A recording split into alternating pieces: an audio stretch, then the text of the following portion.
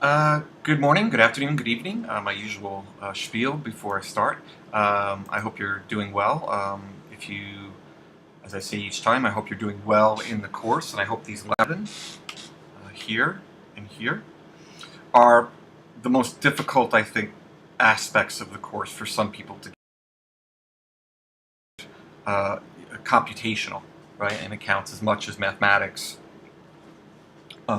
and similar courses like that, like statistics.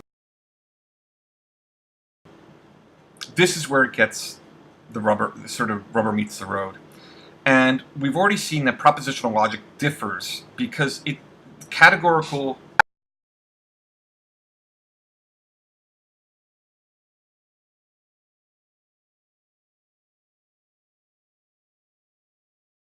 if now of deduction that actually save us time in propositional logic. And from there, just to tell you where we're going to move. We're not going to take up predicate logic. It's the one thing, Venn diagrams, propositional logic, predicate logic,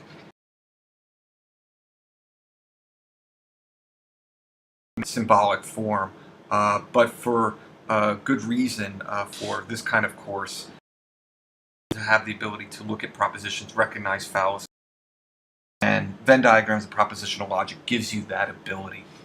Okay, and then later on we'll be looking at inductive forms of reasoning, whether that be probability statistical reasoning or hypothetical and scientific reasoning. This will come up even if we do not cover these chapters exactly or in specificity. So let's go to propositional logic. Right? We've done, okay? And so we're now finally able to say, is an argument valid? And what we're going to do is, when we were looking at propositions, we looked for truth values matched, that is whether they were tautological, consistent, inconsistent, or self. We know from chapter 1 forward to Venn diagrams that what we're looking for, at least in deductive arguments, is if the premises are true, is the conclusion 128 number of lines. But here we're actually going to be testing the validity of arguments. And if we find one line where the premises are true and the conclusion is false, we know it's an invalid argument. Okay? So we're going to be using truth tables to test arguments for validity. So we'll show how we do this, of course. So to explain how truth tables are used to test arguments, we begin with this relatively straightforward example. Now in your textbook and on the any quiz or examination or test, use those interchangeably, this is how you'll see it. This slash means a therefore, okay? And so what we do is we take this form, which we've been seeing all along. This is the form that you saw in the sections on Venn diagrams. This is the format in general you've been seeing already. We move down: premise, premise, bar, conclusion, or premise, premise, triple dots, the triangle, conclusion. But here you have to put it all in one line because, of course, what we do in a truth table is set out, a number of lines together. And we see two different letters. We already know we're going to have 4 lines for this truth table. So everything we've learned thus far in 6.1, 6.2, 6.3, we're going to bring into here, which is, I believe, 6.4, right? Just verifying that because I don't want to have the wrong number for you. But yes, it's going to be 6.4. That those rules come forward, and you're going to be doing these truth tables in a very similar manner as you were doing when you were looking for the truth value, the possible truth values of simple propositions or unsimple ones that could be very complicated, right? So we have 2 letters. You're going to be moving left to right, and you're going to be, if we have 2 letters, we know that means there's going to be 4 lines below it. Okay, so we have two premises. If J, then E. If Jennifer goes to the movies, then Aaron will not go. Jen does not go to the movies, therefore Aaron does not go. Okay? Now, if you already sort of are a rational person, you could sort of see where this is already heading. So what we do is we take a slash between the two premises and a double slash between the two premises and the conclusion as we write them across. Okay? Then we construct the truth table for the whole argument using the same method we used in the previous section. So one thing I should note is that we have relatively short chapters, which tells you that, in fact, these lectures are going to have to do a lot more work for you, because obviously in those chapters they're condensing. So I think the chapter 6.4, 6.3, those were each 3 or 4 pages each. 6.5 is relatively short as well. It might be a little bit longer when we get to indirect, sort of working backwards means for doing. We don't have when we get to indirect proofs. What we're attempting to do is not to have to do long truth tables, but we'll get to that next time. But here, obviously, we have 2 letters, and we're moving from left to right, right? And so we need 4 lines, as I said before.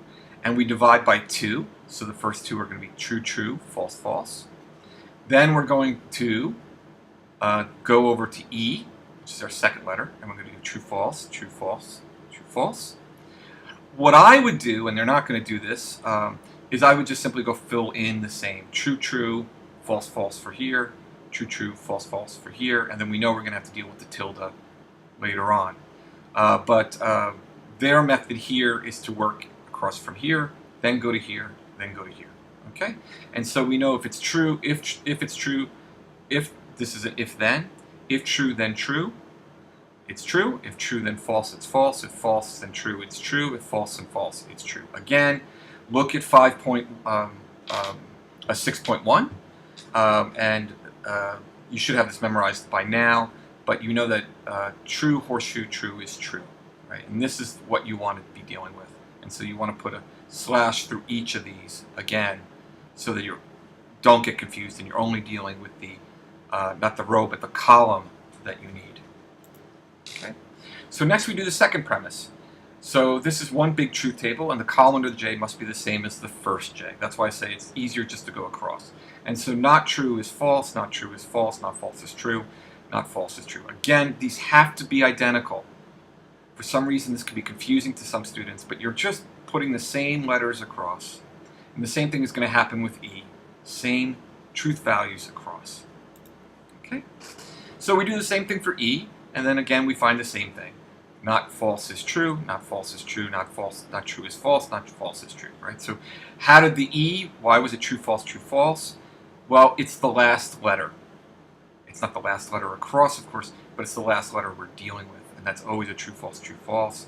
But also, the formula, as you know, is take the number of rows, divide by 2. That's the number of truths you put before you get to the false, and then you may have to repeat. Then you divide by 2 again for the next column under a letter, and we divide 2 by 2, and that's 1. 1, false, 1, false, 1, false, okay? And so on. Okay? So now what we do is by testing for validity, we've always said, if the premises are true, the conclusion must be true, and that's what gives you validity. Now again, we're not testing for soundness. We don't even know what these stand for, so we can't test for soundness. We're looking for valid argument forms, okay? And this is a completely invalid one. You'll notice later when we get to that not E, therefore not J, is actually a valid argument form, but this is one that is often used in everyday language, but is in fact an invalid argument form. So all we do is, these should be in some sense highlighted for you. If you want to put a circle or square around the ones to pay attention to, that's fine. We need to find one where the premises are all true, but the conclusion is false. Remember, validity is if the premises are true, the conclusion must be true. Okay. Now that doesn't mean the premises are actually true. We have to test that later and see what J and E stand for, right? Or not J stands for, right?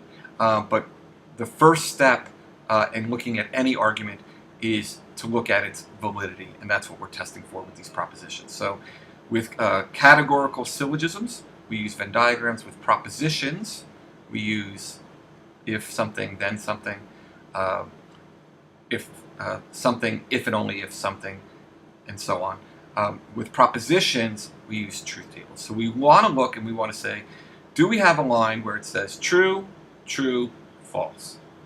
Okay? False, false, true, true, true, false. There we go. That's our one. That's all we need is one of them, and we have it. It is an invalid argument form. Why? Because the premises can be true, and the conclusion can be false. And that tells us that this does not necessarily, remember this is deductive, this is not probabilistic like inductive logic. This is, which we'll be dealing with later on in the semester, because induction is very important. We use induction all the time, but deduction is also extremely important when we do arguments. This does not deductively follow, okay, necessarily, because we have this possibility that the premises can be true and the conclusion is false. Okay. So in the third line, the premises are true and the conclusion is false, as we've seen. Right? You could circle them if you wish. Right? That's what you want to do. Is when you're looking for arguments, scan down. You see a false, ignore that line. Just cross it out. Cross it out. Cross it. Do we cross that? No, we don't. True, true, true is fine. And then we only look where the premises are true to see if it leads to a false conclusion. Because we may be having a lot of lines, so you want to just quickly knock out those that are that you don't have to look at again. So I tend to put maybe just, not a sharp line, but just a quick pencil brush stroke across, so that I don't look at it. I go, oh, it's false. Don't have to worry about it. But the premises here are true. The premises here are true. It leads to false. There we go. It's an invalid argument. Okay, so here's another example. Now, this one is S if and only if R. Okay, and so what we do with S, and I go back through this just so that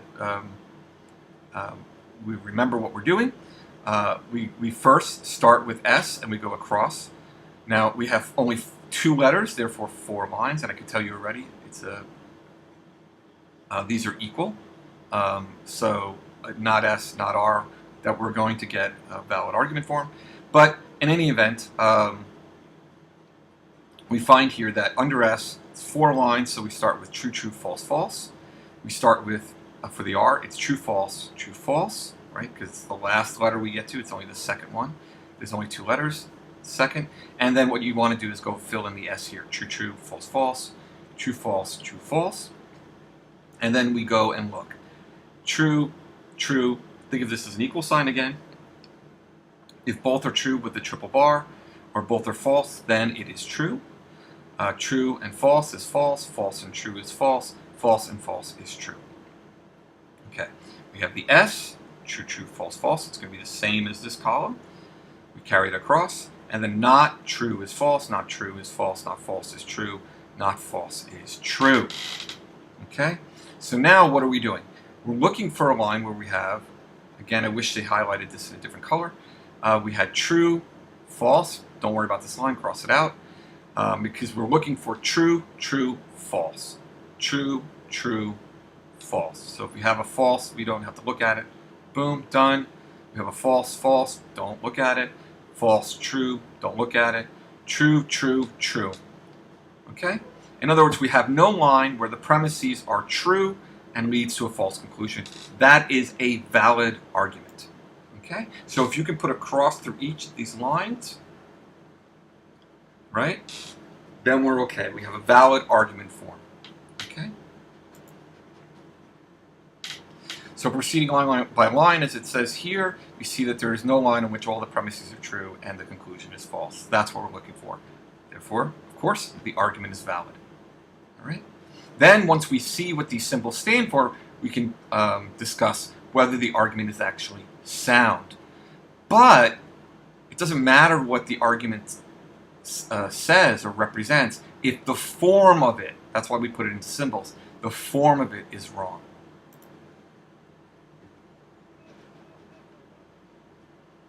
So let's work out a practice problem. Here's our little rat again. We have if G, then Q, then K. If K, then not G. Therefore, K or G, right? Okay, so that's going to be a practice problem. We only have 2 letters, so we know that we're going to write this across. G horseshoe K slash, second premise, K horseshoe not G, then conclusion, double slash conclusion, K or G. And what happens with each of these truth tables, they almost build on one another. Once you've done them and you see that form again, if we find that it's invalid here, it's going to be invalid whatever letters you put in their place, as long as they're consistent, right? If you put an S in, it's consistent, and so on. Right? Whatever it represents, that form of the argument is always invalid. Okay, so we rewrite it, as I said, going across, right? Slash double between the 2 premises, double slash between, of course, the premises and the conclusion. Now, of course, we could have many more premises, right? But we're always going to be looking for a line where it's the premises are true and the conclusion is false. It just takes 1. So how many lines must the truth table have? Well, we know it is 4 because we have just G and K, right? I believe that's true. Yep. So there are 2 different letters, so there are 4 rows, and then we could fill it in, right? We already know this. We saw this already in the first problem, right? So we have G, 4 lines, true, true, false, false. K is the second and last letter, so it's going to be true, false, false. And we know that this from looking at the inside of our hardcover on the second page, first soft page of the book. There's a chart there that you can just look across. Or if you look at the second page of 6.1, you see that this is already given to you, this chart. If true, then true is true. If true, then false is false. If false, then true is true. If false, then false is true. Okay? So now we take these G's and K's, and I would just run them across. Run them under, run them under, run them under. This set of slides likes to do it in a each premise at a time. But I just find it easier just to get as much filled in as quickly as possible. You can do it however way you wish. So we select the column of truth values that goes under the K in the second premise. Well, that's obvious. We just go and put the same truth values on the same lines. So do be careful when you're doing this in pencil. Maybe try to use lined paper or graph paper so that you don't mess up as you go across the lines. Some people write very messy lines and end up with very bad truth tables. So we know it's true, false, true, false, true, false. Okay? Okay. It's the same letter. It's got to be duplicated. And we know, therefore, the G is going to be the same, true, false, true, false. And therefore, we also know that true, false, true, false, true, false. Okay? Then, I want to work this out just as a way of review. So where do we go from here? We know we've done this already. If we look at if K, then not G, well, first we have to solve not G. So not true is false, not true is false, not true, false is true, not false is true. And so then we cross these out, just one single line, cross this out, cross this out, cross this out, cross this out when you're doing this on paper. So if true, then false is false. If false, then false is true. If true, then true is true. If false, then true is true. Okay? Be very careful, I should mention this, in case you are having problems with this. Look for that line in the truth table for if S then P or if P then Q that they give in the right at the beginning of the book on the first soft sheet opposite the hardcover when you open the book, or in the first couple pages of 6.1. You're looking for a line where it has true then false is false. That's the second line in that table with the horseshoe. Okay, so don't think that it's just you just copy the first line there. You are actually looking for the line where it's true then false is false. False and false is actually the last line, the fourth line of that. and it gives you true, true, then true gives you true. That's the top line. So it doesn't match up in that way. You're just looking for the line where the values are the same. Okay. So we know that true or true is true. At least one of these has to be true for it to be true. If both are false, then it's false. And we know this is exactly what it looks like. True or true is true. True or false is true. False or true is true. False or false is false. So is the argument valid? Well, we want to look across to where we see the premises are true and then see if it leads to a false conclusion. So the premises are not all true here, so we cross that out. The premises are not all true here, we cross that out. The premises are all true here, and it leads to a true conclusion. Okay, we're okay so far. And then we get the last one. True, then true leads to false. And there, we just need one. We have true premises leading to a false conclusion. It is an invalid argument. The conclusion does not necessarily, we're not dealing with probability, necessarily follow from the conclusion, because at least in this row of truth values, we know it leads to a false conclusion. It is not a valid argument. Okay? So the premises are both true and the conclusion is false. That means the argument is invalid. Okay?